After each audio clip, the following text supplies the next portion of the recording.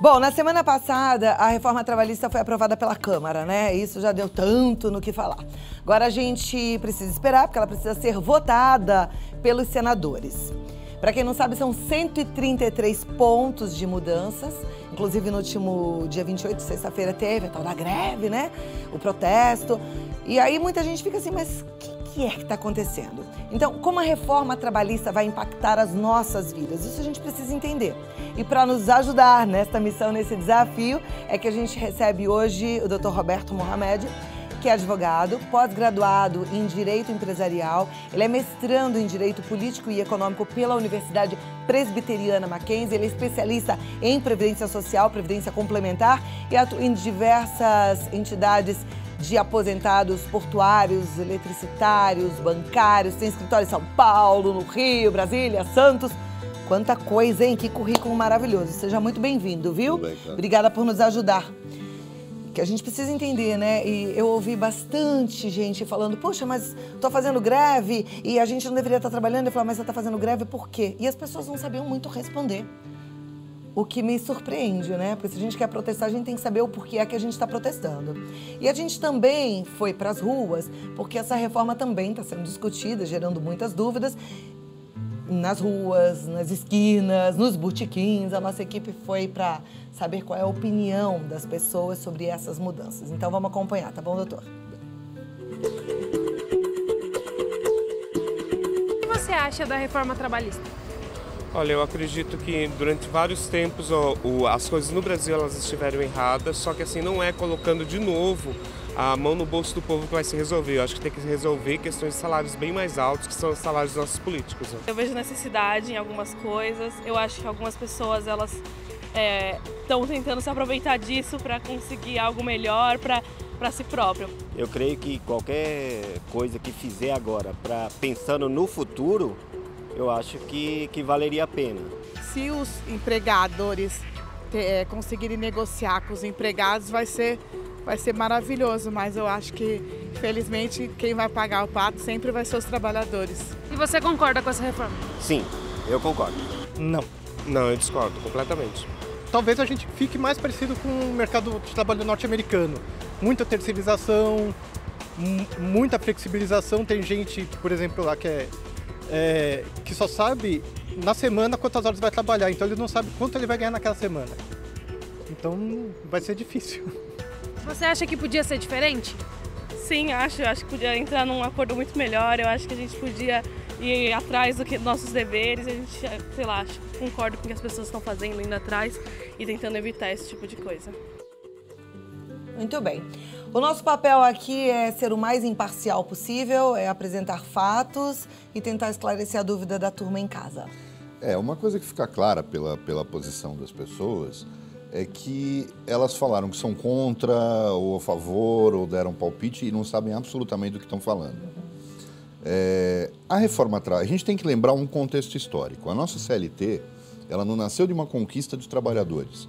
Ela foi feita por um ditador durante uma ditadura. Ela nasce no Estado Novo de Getúlio Vargas, que cria uma estrutura sindical que era interessante para aquela ditadura. Por isso o modelo dos nossos sindicatos é tão afastado da base dos trabalhadores e é praticamente um organismo à parte, que serve muito mais ao Estado do que aos trabalhadores. E isso eu estou falando de sindicatos de empregados e sindicatos de empregadores também, a mesma coisa. O grande ponto positivo dessa reforma porque eles estão, quando a gente ouve chamada para greve geral, tal, isso é tudo feito pelas centrais sindicais e pelos sindicatos, que são os grandes perdedores com essa reforma. Não é o trabalhador. Por que eles vão perder? Porque vai acabar a contribuição sindical. Nós temos mais de 4.000 sindicatos no Brasil, Cláudio. Um país como a Alemanha, que é altamente industrializado, por exemplo, tem 25 sindicatos. Então, essa estrutura que é a herança da ditadura Vargas, do Estado Novo, criou um emprego fixo. Existem famílias que dominam os sindicatos há 30 anos, com salários milionários para a gente da família dela. E não é o trabalhador que é beneficiado com isso. Vai sobreviver? Vai. Os sindicatos que realmente trabalham com a sua categoria, defendendo a sua categoria. Mas vai ser sustentado pela mensalidade voluntária do trabalhador. esquecem de dizer que esta reforma ela cria um mecanismo chamado Comissão de Trabalhadores, que são eleitos pelo voto direto dentro da própria empresa e gozam de estabilidade desde o lançamento da candidatura. Ou seja, as discussões não vão ser feitas mais num sindicato. Vamos dar um exemplo de uma categoria bastante conhecida, dos metalúrgicos. Quando você fala em metalúrgica, você está falando da Volkswagen, só que você está falando daquela empresa que faz parafuso que fica lá na periferia de Santo André. É o mesmo sindicato que negocia o acordo coletivo, focando na Volks o salário daquele cara que trabalha para uma empresa que tem 3 empregados. É lógico que você não tem a coisa resolvida da forma mais adequada. Quando a CLT foi feita, por exemplo, não existia home office. Ninguém trabalhava em casa. Hoje, você tem no Brasil um volume que ainda não tem um percentual muito claro de quantas pessoas são, porque muita gente trabalha na informalidade. Por quê? Porque a CLT não prevê o home office. Então, há o risco do empregador contratar um funcionário para trabalhar em casa e ter que pagar 10 horas extras por dia para ele. Por quê? Porque fica a cargo de cada juiz numa ação trabalhista definir as regras do home office, do trabalho em casa, do trabalho por produção. Uma outra coisa que o trabalhador brasileiro, principalmente no setor público, mas também ocorre no setor privado, parece que as pessoas têm raiva de produtividade. Falar em produtividade é falar palavrão. A reforma da CLT, das normas trabalhistas, ela possibilita que cada empresa, dentro das suas características, possa negociar com os seus empregados a forma de ganho de produtividade, como vai ser pago o salário variável, coisa que hoje é totalmente amarrada. A mesma regra que vale para o vendedor de sapato, vale para o engenheiro de uma empresa de alta tecnologia. Você não pode ter esse tratamento. Mas no Brasil fica aquele velho discurso de preocupação, direitos não podem ser tirados, quando na verdade a gente está falando de modernização de relações de trabalho. Mas toda essa gritaria não está vindo do trabalhador, está vindo de quem realmente está vendo a sua sobrevivência ameaçada. Toda essa estrutura sindical que começou na década de 30. Muito bem. Eu acho que ficou bem claro aí pra gente. Agora, então, em termos práticos, a gente já entendeu de onde que vem o interesse. O que muda? Por exemplo, trabalhador? Eu conheço muita gente, qualquer dono de empresa passa por isso e qualquer empregado passa por isso. Muitas vezes, tirar 30 dias de férias é muito. A lei hoje autoriza que você possa vender 10 dias para o empregador, recebendo por isso, e tirar 20 dias. Em alguns casos, ela autoriza dividir em 2 períodos, e aí você vende 5 dias de cada período, que vão dar os 10 dias e 20 que você realmente tira. Agora, está autorizado a tirar 3 períodos de 10. Se você pensar bem, 30 dias de afastamento do trabalho, muitas vezes, é excessivo, o trabalhador nem quer, quando chega no final ele está agoniado para voltar. E quando ele chega nesse momento, ele ficou afastado do serviço. 30 dias no mundo de hoje é muito tempo. Isso permite que a empresa hoje não fique mais fazendo aquele negócio, tira as férias no papel, depois você goza 10 dias aqui, 5 dias aqui. Não, vai ser tudo oficial. Vai poder fracionar em 10 dias. O que é ótimo, gente, isso dá flexibilidade, né? E tem gente que fala assim, não, mas só descansa depois que você já está 20 dias em casa. Você balela, eu trabalho há 35 anos, eu nunca na minha vida inteira tirei 30 dias seguidos de férias, eu nem sei o que é isso. E eu tô aqui com muita disposição, muita alegria e muito pique. Não gostaria de tirar 30 dias seguidos, né? Ainda mais num país que tem um número de feriados. A gente passou agora em abril 3 fins de semana seguidos com feriado. Você soma isso a 30 dias contínuos de férias, mais carnaval, recesso. O Brasil tem um número de dias úteis de produtividade muito pequeno. Isso acaba onerando a produção. É que, na verdade, eu acho que muitos trabalhadores ainda têm aquela visão de mocinho e vilão, né? O empregador é o vilão e ele é o mocinho. E, na verdade, não é assim. A relação moderna de trabalho hoje, ela é muito mais do que isso, né? Eu falo hoje, mas assim, eu gosto sempre de voltar à Bíblia, porque é um livro tão antigo. Lá está escrito que é pra gente trabalhar com excelência como se fosse pro próprio Deus. Então, assim, essa relação tem que ser excelente, tem que ser transparente, tem que ser gostosa, né? Porque o empregador quer também a sua produtividade, quer você bem e feliz. No Brasil existe essa visão, na verdade é típica da América Latina, essa visão do capital versus o trabalho. Não se tem a noção de que capital e trabalho não vivem um sem o outro. Não existe emprego se não houver investimento de capital. Não é o vilão, existe aquele que funciona e o que não funciona, como tem o trabalhador que gosta de trabalhar e o trabalhador que não gosta de trabalhar. Tanto que hoje o IBGE já trabalha com duas classificações para quem não tem emprego. O desempregado e o desocupado. O desocupado é aquele que não está procurando emprego, ele não quer ganhar, ou porque o Bolsa Família é suficiente, ou porque ele vive às custas de alguém, ou porque ele vive com a avó que é aposentada. Era preciso se adaptar. Você vê, nem para pesquisa nós tínhamos confiabilidade, porque confundia desempregado com desocupado. E você tinha índices muitas vezes muito altos de desemprego quando eram de pessoas que nunca trabalharam na vida. Uma outra coisa que muda, que eu acho que é relevante e que tem sido motivo de gritaria, é a questão de possibilitar que o intervalo de... Quem trabalha acima de 6 horas, por lei, todo mundo fala em 2 horas de almoço, mas na verdade a lei exige 1 hora de almoço. Se convenciona 2 horas para quem trabalha 8 horas para dar o espaço correto de 8 a 18. Mas o empregador é obrigado a dar 1 hora de almoço nessa jornada. Caso ele não dê, caso por qualquer motivo o empregador tivesse tirado, por exemplo, só meia hora de almoço, ele seria condenado a pagar isso como 1h30 a mais. O que a regra mudou? O empregador vai pagar só a meia hora que faltou. Uma outra coisa que muda é a extensão da jornada. Eu trabalho 8 horas por dia, vou poder trabalhar 12, sem hora extra, mas vou compensar nos dias trabalhados, porque eu vou ser obrigado a ter 36 horas de folga. Então você vai poder ter uma divisão, o trabalho adequado para cada função. Quer dizer, isso de forma oficial, porque na verdade na prática a gente vê que isso já acontece e aí a relação, ao invés de ficar transparente e clara, ela vai ficando obscura, complicada, é o empregado de um lado, o trabalhador do outro, numa relação que não é muitas vezes nem amistosa, né? O nosso grau de informalidade, Cláudia, é uma coisa impressionante, porque ele atinge até o trabalhador formal. Porque existe a informalidade total, que é o trabalhador que não é registrado, não tem contrato, não recebe por RPA, não tem proteção alguma. Mas existe aquele que muitas vezes é registrado, mas a hora extra é por fora, a folga é por fora, as férias é por fora. Quer dizer, mas por quê? Porque a legislação é tão amarrada que você obriga muitas vezes empregado e empregador, não é só o empregador, porque é vontade do empregado, negociarem as coisas na informalidade. Perde a Previdência, que não arrecada, perde o Estado, que não arrecada imposto, e perde todo mundo porque essa estrutura é escondida, é marginal e não deveria ser.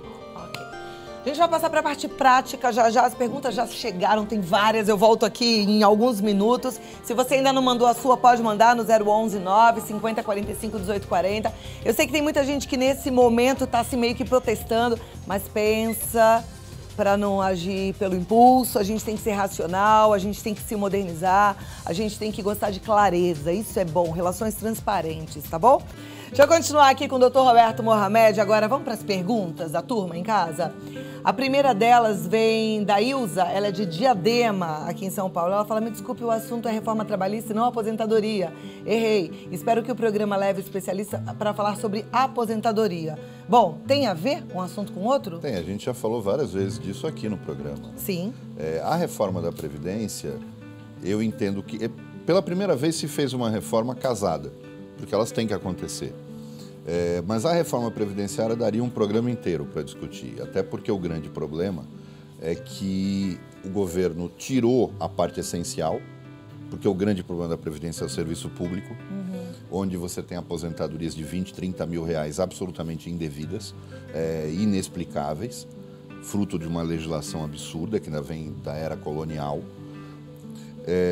E você tem, de um outro lado, o trabalhador da iniciativa privada que se aposenta pelo INSS, que não é o vilão da história, mas é o único que vai pagar o pato. Então, isso tem que ser negociado. O próprio governo desfigurou seu projeto original. Enquanto, se ele fosse voltado para o funcionário público para corrigir as distorções, ele teria validade. Do jeito que ele está no Congresso, eu torço para que ele não seja aprovado. Mas que a nossa Previdência tem que mudar, tem. Tem que, né? Senão o Brasil não vai aguentar pagar. Ok, vamos continuar então aqui. A pergunta vem lá do Rio Grande do Sul. É verdade que a jornada de trabalho será de 12 horas diárias? Não, as pessoas estão sendo enganadas por esse tipo de coisa. A jornada pode ser de 12 horas, mas ninguém, por exemplo, que trabalha em horário administrativo vai ser obrigado a fazer 12 horas. Por quê? Porque o empregador vai ter que dar 36 horas de folga entre o início, o término de uma jornada e a outra. Então, ninguém vai fazer isso em horário administrativo. Isso, na verdade, regulamenta o que já existe de fato em turno, que é o trabalho de enfermeiros, de vigilantes, porteiros, esse tipo de coisa. Ok. A Vânia, de Presidente Prudente, ela diz: gostaria de saber se eu posso vender todos os dias das minhas férias, porque gosto de acumular quando vence umas férias e no máximo 4 meses já vence outra. Adoro o seu programa, não perco todos os dias. Obrigada, Vânia. Hoje ela poderia vender 10 dias e a legislação não permite que existam férias vencidas em mais de uma, ou seja, não pode acumular 3 férias, 4 férias para poder tirar na aposentadoria ou num determinado momento, quando quiser. O que acontece com a reforma é que ela vai flexibilizar esse tipo de negociação, vai passar a ser possível. Ok, a Érica de Tanabi, ela diz: eu sou doméstica, trabalho sem registro porque eu não quero ser registrada devido à situação. Quero saber se mesmo sem registro tenho direito das férias em dinheiro, se eu quiser.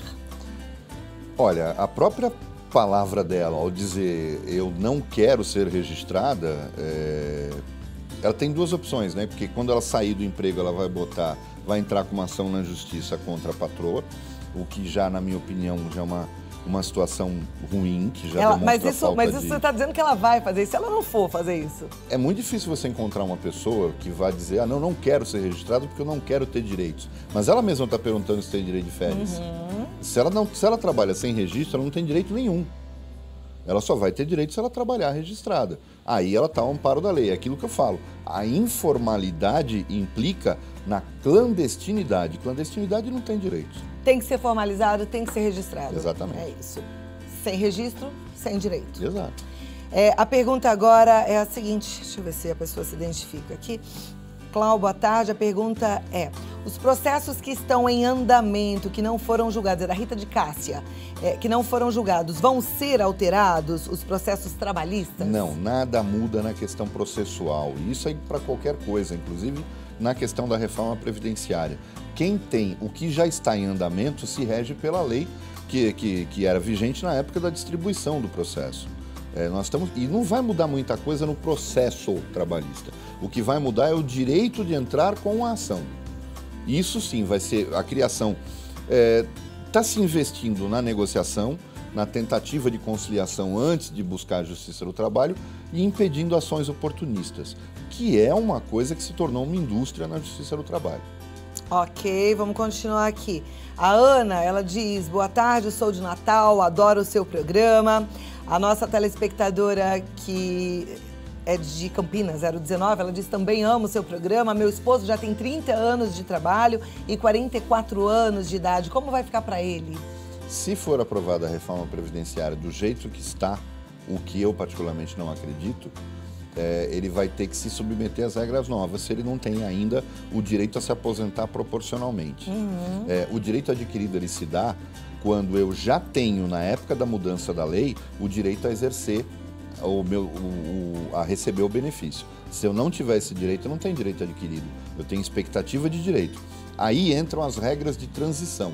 Toda reforma no Brasil tem, que pega aquele pessoal para qual faltam 2 anos, 3 anos, 4 anos, e que não é justo você compará-lo com quem está no mercado de trabalho só há 10. E vai ter todo o seu contrato de trabalho, a sua vida de trabalho, regida pela nova lei. Aí a Luciana, que é cabeleireira, ela faz a mesma pergunta, mas ela é autônoma. Vale a mesma coisa? Vale a mesma coisa. Se ela já tem hoje, por exemplo, o tempo para se aposentar, a lei pode mudar, que não vai mudar a regra dela. Okay. Mas se ela não tem tempo para se aposentar, ela vai se submeter às novas regras. Tá joia. A Isabeli, ela tá falando: assiste o seu programa, eu e minha sogra amamos, manda um beijo para você e para sua sogra. E ela pergunta: eu trabalho há 5 meses, eu já posso tirar férias? Não, só depois de 1 ano. E você não quer tirar férias ainda, né? Não, vamos trabalhar mais. A Fabiana, ela diz, boa tarde, meu nome é Fabiana. Como que fica o tempo de trabalho para poder pegar seguro-desemprego? A regra do seguro-desemprego ainda não vai mudar. Eles vão mexer no seguro-desemprego, mas ele nem é previsto pela CLT. O seguro-desemprego tem lei própria, ele é muito mais uma matéria assistencial e previdenciária, de seguro social, do que propriamente de direito trabalhista. O que vai mudar é que, por exemplo, uma das mudanças que eu achei significativa foi a questão da possibilidade do acordo. Hoje, quando você pede demissão, se o patrão não quiser mandar você embora, se arrumou um emprego melhor ou qualquer outro motivo, você sai sem direito a sacar o fundo de garantia e só recebendo os dias trabalhados e acabou. Hoje possibilita que se faça o seguinte: você faz um acordo com o empregador, ele te manda embora, ele não paga a multa de 40%, essa multa fica reduzida, ele tem uma série de benefícios, é um valor menor, mas você sai podendo levantar 80% do fundo de garantia. Mas aí não tem direito a seguro-desemprego, porque é uma demissão por acordo. Que, inclusive, para quem já olhou uma folhinha de rescisão, já existe essa possibilidade nas opções por pedido do empregado, por demissão sem justa causa, por justa causa e por acordo. Só que a lei nunca autorizou o por acordo, ele estava lá no papel, mas ele nunca podia gerar nenhum tipo de efeito, porque ele não era previsto em lei. Ok. Agora a pergunta vem da Sueli das Neves, de Presidente Prudente. Beijo, Sueli. Gostaria de saber o seguinte, tinha umas férias vencidas e aí eu tive um acidente de trabalho. Quando eu voltar, eu recebo logo? As vencidas, ela tem direito, inclusive, a exercer. Agora, quando o empregado fica afastado, ele perde o direito às férias. Agora a pergunta... Obrigada. A pergunta vem lá da Bahia. Deixa eu ver se eu estou entendendo. Boa tarde. É a política civil estadual que vai entrar? E em que regra? Não entendi o que Se ele está falando da Polícia Civil Estadual, o servidor público estadual não vai estar alterado por essa legislação. Na questão da Previdência, eu acho que foi o grande erro disso, tirar estados e municípios e os servidores da reforma previdenciária, quando o grande problema, o grande gargalo de dinheiro é justamente no setor público. Verdade. A Elisa, ela é de Minas Gerais e ela pergunta o seguinte: eu estou afastada do trabalho há 6 meses por motivo de saúde. Eu tenho plano de saúde cooperativo. A empresa pode cancelar o meu plano? Não, ela não pode cancelar o plano dela. A pergunta vem daqui de São Paulo mesmo e a nossa telespectadora diz: boa tarde, Cláudia, eu tenho 47 anos e contribuí 32 meses e minha aposentadoria vai ser integral, contribuí com 20%. Ela é servidora pública? Então, é isso que eu tô achando estranha essa sua pergunta. Pode reformular que eu faço de novo, ok? Tem perguntas chegando também pelo Instagram da Rede Vida. Deixa eu ver se eu consigo abrir aqui. A Tamile09, ela fala: boa tarde, eu trabalhei como cuidadora de idosos por 2 anos. Logo que eu entrei no trabalho, assinaram a minha carteira. Só que uma semana antes do fundo de garantia, minha patroa deu baixa na minha carteira. Até aí, tudo bem. Passou um tempo e eu trabalhava até domingo de manhã. Só que no último feriado do Dia do Trabalho, eu não fui e quando cheguei na terça, fui demitida. O que eu posso fazer? Ficou meio confuso entender... porque pelo que eu entendi, ela já foi demitida oficialmente antes. E olha, ela diz: eu trabalhei como cuidadora de idosos por 2 anos, logo que eu entrei no trabalho. Por 2 anos. É que não tem ponto, eu fui lendo tudo. 2 anos, ponto. Logo que eu entrei no trabalho, assinaram minha carteira. Só que uma semana antes, eu acho que antes da decisão de ter fundo de garantia para a categoria de empregada doméstica. Tá, a patroa deu baixa na carteira. Até aí, tudo bem. Passou um tempo, então ela disse que trabalhava todo dia, até no domingo de manhã, e ela não foi, e ela foi demitida. E ela tem direito a entrar na Justiça do Trabalho com uma ação trabalhista e até merecida nesse caso, né? Porque a patroa dela usou de má fé. Ok. A Neide, ela é do Rio de Janeiro. Ela pergunta: o servidor público aposentado vai continuar contribuindo como é hoje? A regra não vai mudar em nada para o servidor público aposentado e nem para o servidor da ativa, porque o governo não teve a coragem de enfrentar o grande problema do sistema previdenciário brasileiro. Ok. A Zélia, ela está falando o seguinte: amo o seu programa, obrigada, Zélia. Você não acha que no lugar de fazer essa reforma, não era melhor diminuir o salário dos deputados, senadores, governadores e presidentes? Olha, o barato sai caro. Não é diminuindo o salário de alguém que você vai automaticamente resolver. Primeiro que não resolve o problema. Seria, sim, um ato de boa vontade, sim, mas não resolveria o problema. E para surpresa, ela pode não saber disso, mas você tem aposentados e pensionistas hoje no Brasil recebendo mais de 40 mil reais por mês. E de um sistema totalmente absurdo e que quebra municípios, quebra estados. Você tem gente que faz concurso numa cidade pequena para merendeira, por exemplo, para ganhar R$1.000 por mês, mas como é amiga de um vereador ou de um prefeito, é nomeada chefe de departamento e vai ganhar 20. Ela vai se aposentar com 20 mil depois de 5 anos, Cláudio. Isso é isso que está arrebentando o caixa das prefeituras, dos estados. Essa distorção, e o problema é quando eu vejo funcionário estadual ou municipal indo para a rua para defender privilégio de meia dúzia de amigos do rei. Porque eles não são beneficiados por isso. E é isso que eleva o custo e os impede de terem aumento, de terem um salário justo. A professora que ganha pouco deve isso àquela meia dúzia de professoras apadrinhadas que foram nomeadas para cargo de chefia na Secretaria de Educação e se aposentaram com 20, 30 mil, enquanto ela ganha 2. É preciso que as pessoas tenham consciência da força que têm e do que elas realmente devem, pelo que elas devem brigar. Então, ó, gente, é assim, ouvido bem aberto, olhos atentos, pegar informação, não se fechar para uma conversa como essa, para conhecer um ponto de vista que traz pra gente clareza, fatos, informação limpa. Isso é importante. Muito obrigada, volte sempre. Dr. Roberto Mohamed, você já sabe, né? Tem escritório no Rio, São Paulo, Santos, Brasília. Você pode entrar em contato através do site, que é o mohamed.com.br, ou até mesmo ligar no 013 3289 5472. Até a próxima, doutor. Até logo. Foi um prazer. Obrigada.